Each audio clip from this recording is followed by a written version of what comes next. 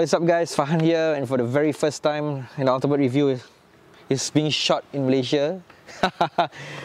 So this is the review of the Piaggio MP3 IE business, and just to let you guys know, this bike and Vroom's other bikes, they are also available to ride into Malaysia.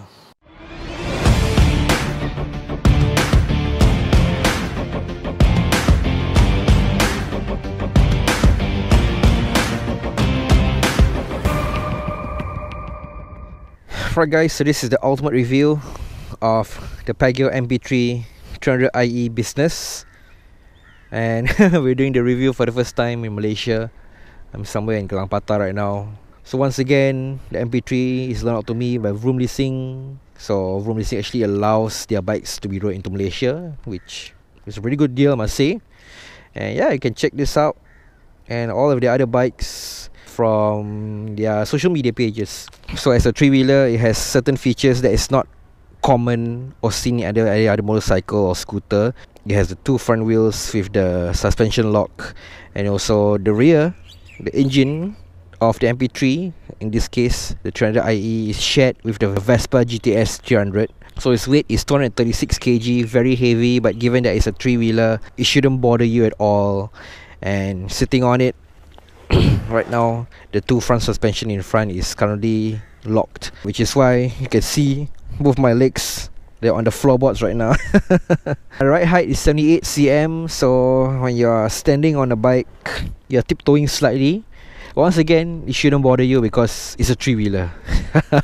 So starting up, it's not as straightforward as other scooters. Uses a key. Putting the key in, twist the ignition, the gauge cluster comes to life. Currently, the tilting mechanism is locked, which is why my legs can be on the floorboards right now. So to disengage, you just use the toggle right here and it unlocks. So now the two front wheels are free to move around, but be careful because it's kind of heavy, and do not to over tilt or be too confident. And there's also a parking brake in which you have to disengage before you move off. So putting it down. Okay, so brake in, starter, twist and go. So I had the bike for 2 days now, and when I was at the gas station, two pakciks actually approached me asking me if I'm selling the bike, which I'm not. And I told them that this is a rental bike from Vroom Leasing. For some reason, veteran riders really love this bike, and I noticed that with the MP3 during its heyday, veteran riders usually will ride an MP3 lah. Then this doesn't appeal to younger riders out there. So with the three wheels on, given that this road has a lot of potholes, even on sandy paths, or you're going to gravel ride, you pretty much feel confident on it lah.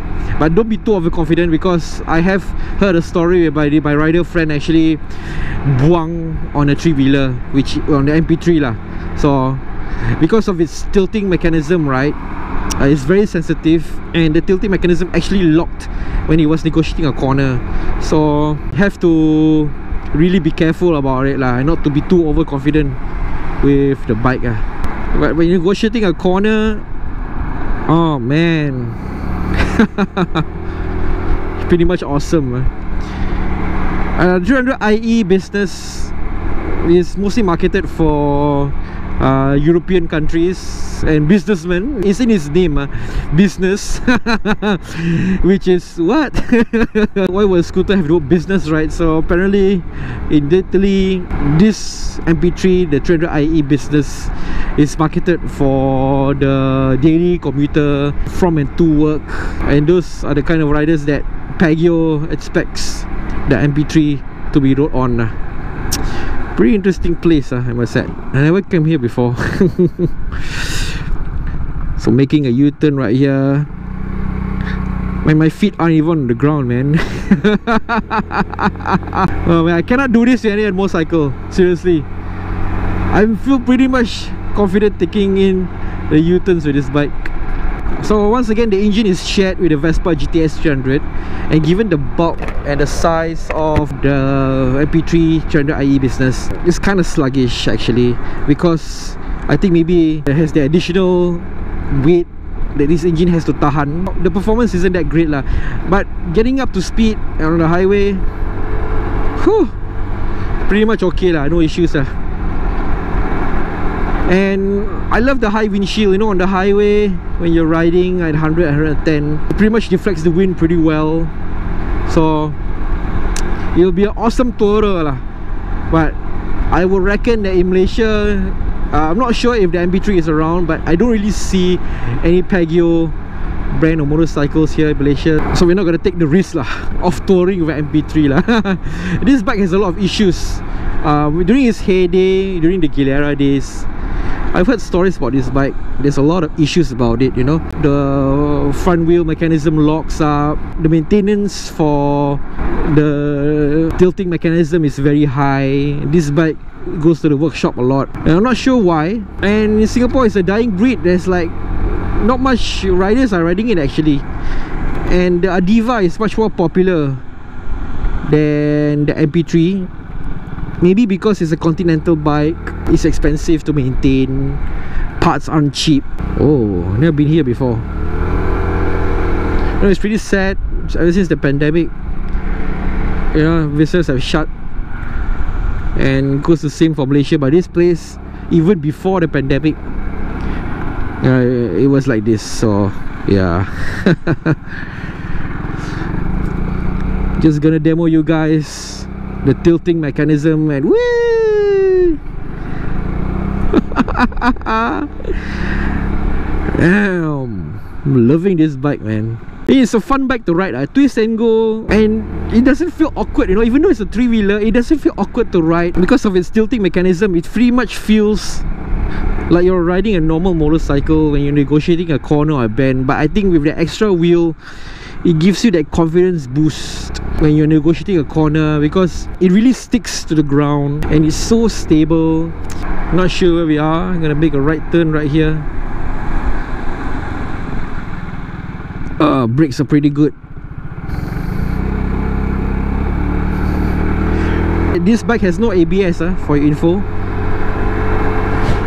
The Piaggio MP3 is a tilting three-wheel scooter marketed for the urban commuter. MP3 is an acronym for Moto Piaggio a Tre Rotte, Italian for Piaggio motorcycle with three wheels. During the mid-2000s, it was a popular machine in its heyday. It was famously used by NTUC Orange Force, Certis LTA traffic marshals, and SCDF as the firefighting bikes, affectionately known as the Red Scorpion. The MP3 has several variations, without too much cosmetic changes. This particular one being reviewed is the 300IE Business. Engine is shared with the Vespa GTS 300, a 278cc liquid-cooled single-cylinder 4-stroke 4-valve with electronic fuel injection and an automatic CVT transmission. Let's start with the sitting position. As usual, riding like this, typical scooter position.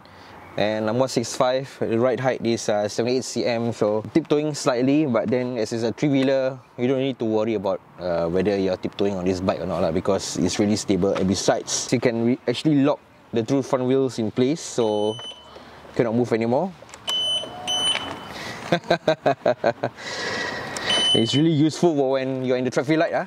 You just want to relax, activate, you just lock the two front wheels, and you just relax at the traffic light like this. I think it's an awesome experience, and also handbrake also on this. You are in a incline or you're in uneven ground, you can actually lock all three wheels with the handbrake right here, which is an amazing feature to have. Usually some of the premium scooters, they actually have a handbrake, but for this it's extra useful, as you don't need a side stand to park the bike, or when you are parking a bike in an incline or uneven ground, the handbrake is really useful. Pull up the handbrake to activate the handbrake and pull it down to disengage. And speaking about sitting posture, as I've said, very much typical scooter sitting position, legs folded in quite a bit, arms aren't too stretched out, quite cramped actually. Just riding long periods on the MP3, you need to be wary of your back, because you tend to hunch your back after riding a while, so do straighten your back from time to time. So let's talk about the general design of the Piaggio MP3.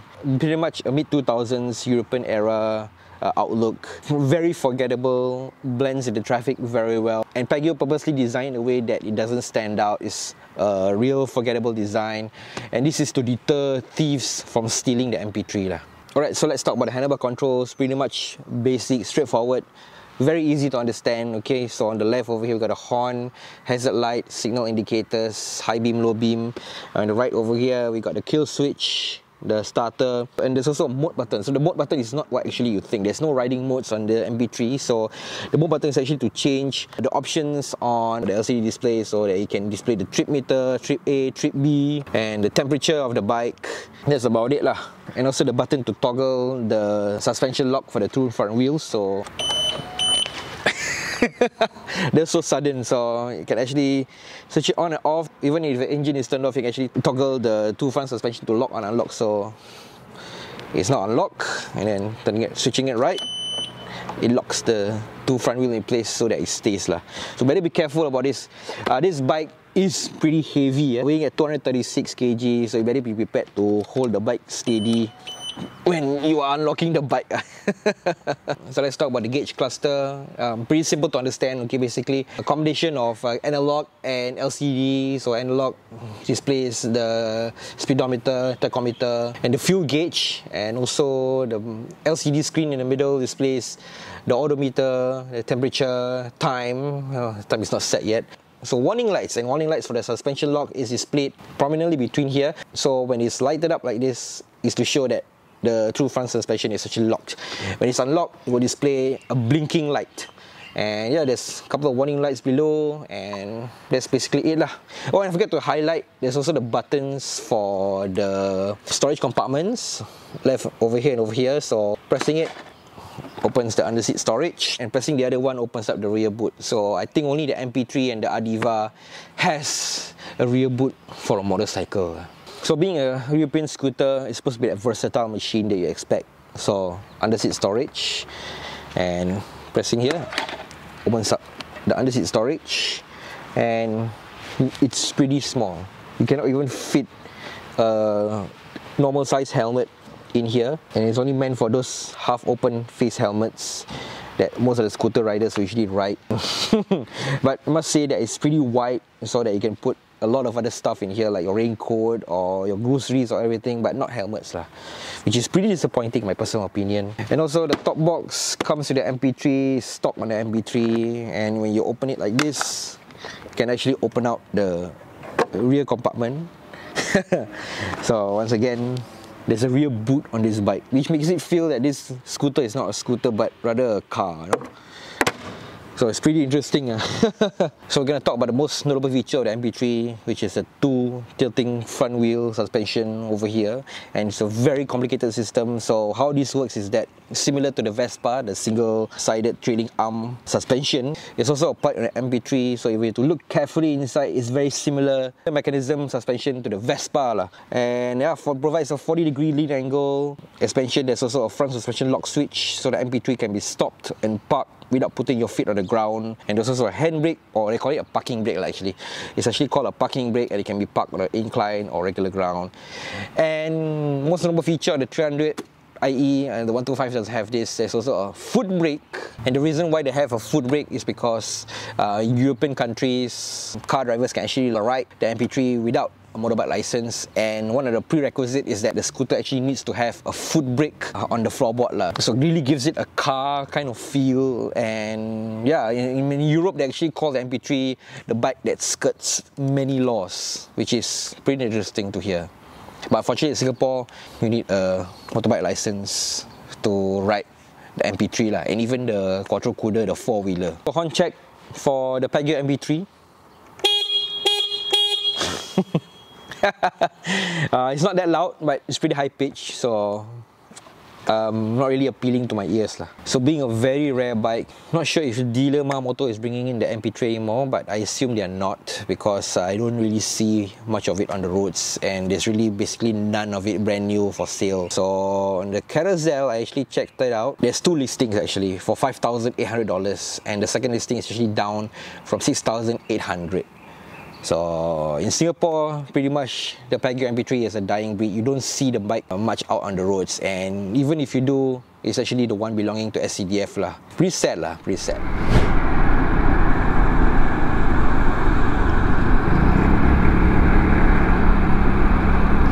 Okay, so when you're stopping the bike, right, Okay, so for example you want to stop the bike, okay,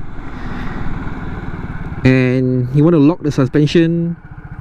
Say when it's blinking right here, it's ready to lock.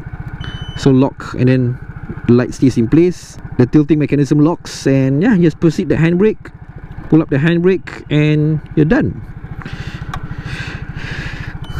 And to unlock it, just twist the other side.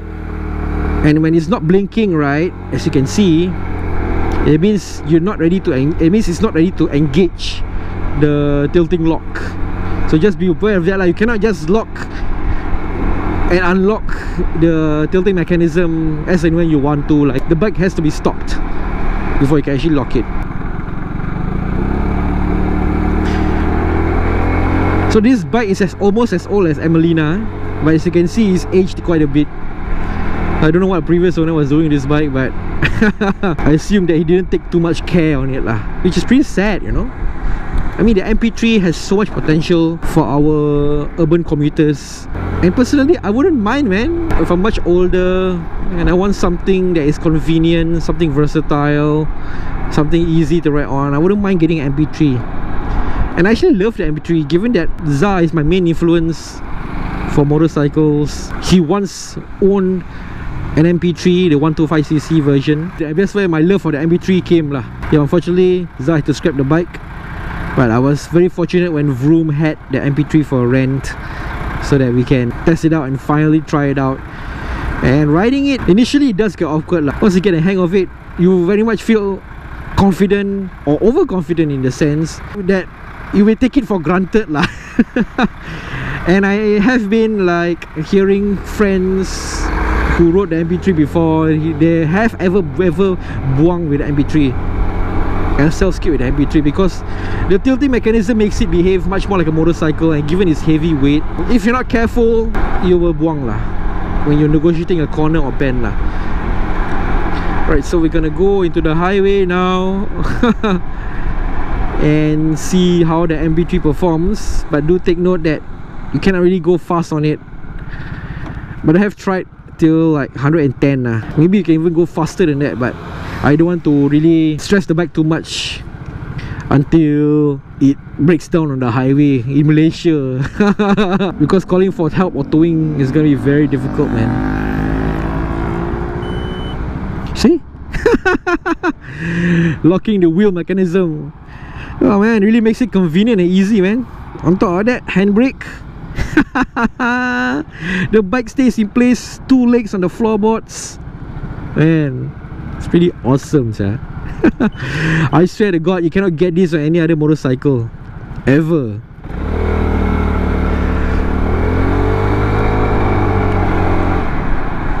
So let's make our way into the highway. You know, testing this out in Malaysia, it's really a treat, because you're able to go 110 kilometers per hour and no one is gonna say anything. Oh, he's speeding. Oh, he's going above the speed limit, blah blah blah. Really makes it easier to test the bikes out. Alright, so we're at 110 now. The bike, you can really feel it's stressing itself out, so I'm not gonna stress it out too much. Keep it to the left. We're at 7,000 RPM. So maybe even the road shoulder lah. I really don't want to stress out the MP3 really.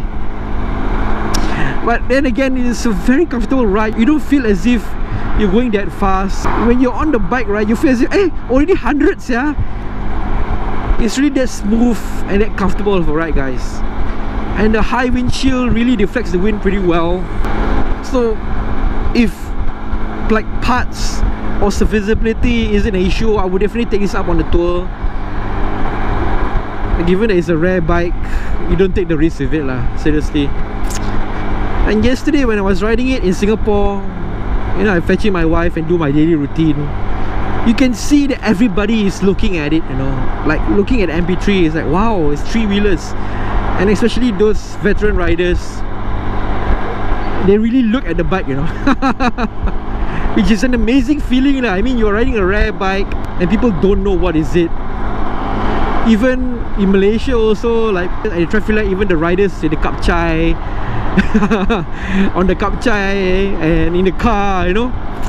they will just look at it, you know, they will just look at the bike. Hey, what is this? I'm not sure if it's available in Malaysia, but I don't see it around, so I'll be wondering like, what is this? So really gets the curiosity of the people around you, you know. And it's really awesome feeling to be riding a rare bike. I don't know about you lah, but I love the attention. So it's really awesome feeling when you're riding a rare bike and people are looking at you and talking to you about it. It's like, wow, I feel so proud, you know. It's a great investment. Maintain speed very well, but as you can see, above 100, you can feel the engine like starting to stretch out and screaming, begging you to slow down, you know. So once again, we're not going to stress the engine too much lah. I think 100 or 90 is the best lah. But in Italy, it's a commuter bike, you know, and it's a bike that is meant for you to go from point A to point B. So I think Piaggio weren't too concerned about this bike going long distances. The one that is going long distances is the Genera Fuco 500. That is really meant to go the long distances. I would love to give that one a try too. We have done an owner's review on it previously, so do check that out. I'm glad we have the MP3 here to do an ultimate review on. And I would reckon that this review is much more of a documentation as opposed to a review lah, to show riders that hey, on Singapore roads we once had the MP3, and it was once a popular bike amongst veteran riders before the Adiva took it over lah. And I think currently right now the Adiva is the only three-wheeler around that is commonly seen, and once again usually ridden by veteran riders. Right, so guys, huge milestone for us because this is our first ever ultimate review on Malaysia roads. Hopefully more to come in future. We can bring rental bikes out or even test out Malaysian registered bikes for reviews. And in a while more, we're gonna have a chat with Zah and we're gonna give you guys my final conclusions on the Piaggio MP3. Look at this, man, look at this. I'm negotiating this bend right here. It's very stable, man. It sticks to the ground. Oh man. I feel really confident, man. Gonna give you guys my final thoughts and conclusions on the Piaggio MP3, so do stay tuned for that. Right guys, so I have Zah with me over here. He's a former rider of a MP3, but he rode the 125 version. So I just want to ask you, how's the experience with the 125? If you compare 125 300, of course the 125 has a slower pickup lah, because you know, small engine and big body. Yeah lah, but in general everything is the same except for the engine. Yes, everything you see here, everything you right here, everything is the same as the 125. I see. Just so that the CC is a bit smaller lah. So that time how long were you riding that one? Gosh, he rode until akhir hayat, no? Until scraps. I see the video, sedih.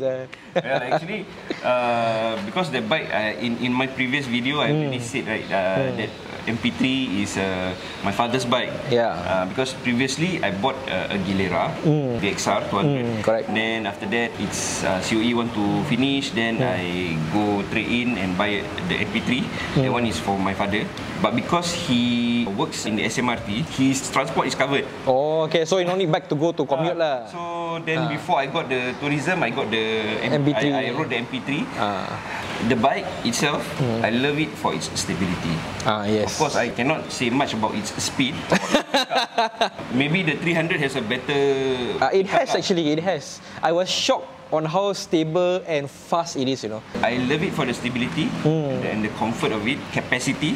Yes, very versatile, right? Very big under-seat storage. Yes, it's very huge, I tell you. Even the behind also got like macam car. No? It's like a boot, no? It's like a car on 3 wheels. Pair with a box. The box, your box also the original one. Wow, shock, man. At the stop light, you can lock the steering. Right, so that you can actually just like relax. Yeah, you just, you know, right? I did that, no? Then I was like, the rider next to me look at me, and I was like, shocked, you know. Green light, just throttle off. Then you can off the. Sure, right? The two front lock. Well, but I really shocked at this bike. But that time, you mentioned you had a lot of issues with that bike. Okay, so one of the issues that I face is the steering cone. I see. What happened? Because due to wear and tear, you know, the steering cone sometimes you will feel like jerky, you know. I see. So while you're cornering or something, like takut sell like that. Because the steering cone is like it's not tight, but doesn't rotate the steering wheel. So you are lucky that this one doesn't have that problem. So it doesn't really dampen that riding experience. Yeah, so correct. You can actually like enjoy the corner. I tell you, I corner with this thing. It's shock, It's right? like you feel confident, no. It's like it sticks to the line though. If it's a two-wheeler, you feel scared to go lower. This one, you can go lower, The feeling of the bike just sticks to the ground, and you can actually like follow that line that you want to take. Yeah, you're right. You're right. This bike has problem with the steering cone. I tell you, you won't be able to enjoy that corner. Then I assume that is an expensive repair, given that it's a Conti bike. Yes, it is an expensive repair. That one back then roughly cost about $800. Replace the steering cone. Serious? Because you have to take out the whole thing and then put everything, the assembly and all shit. In terms of maintenance, you go to any scooter mechanic, same thing, belting, roller and all that knots. Full servicing will roughly cost back then about 200. Back then, now maybe 250 or 300. That one also like mileage or like what, 15,000. No, so it's not as rabak as people think lah. Because people always say MBT rabak. Basic monthly maintenance or basic regular servicing is engine oil, filter. Engine oil, filter, okay. And maybe spark plug once in a while. That one very cheap only. The belting and all that is the same like you change for the Gilera, same price. It's just that the issue with the steering cone only. That one is a regular wear and tear one. Not so frequent. But once you already feel okay lah, then you need to change lah. So would you say that if you have a chance to ride or opportunity to have an MP3, would you get another one? I'm torn between the two.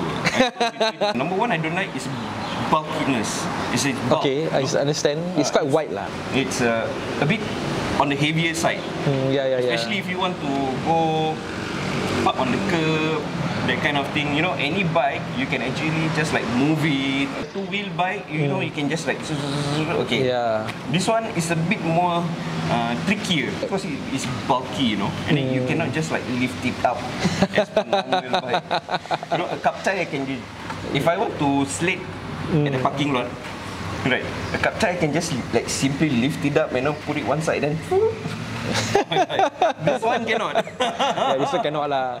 I think in terms of the versatility and riding experience, it's pretty good actually. And surprisingly, its engine is smooth, quite smooth. Very smooth. It's one of the smoothest engine.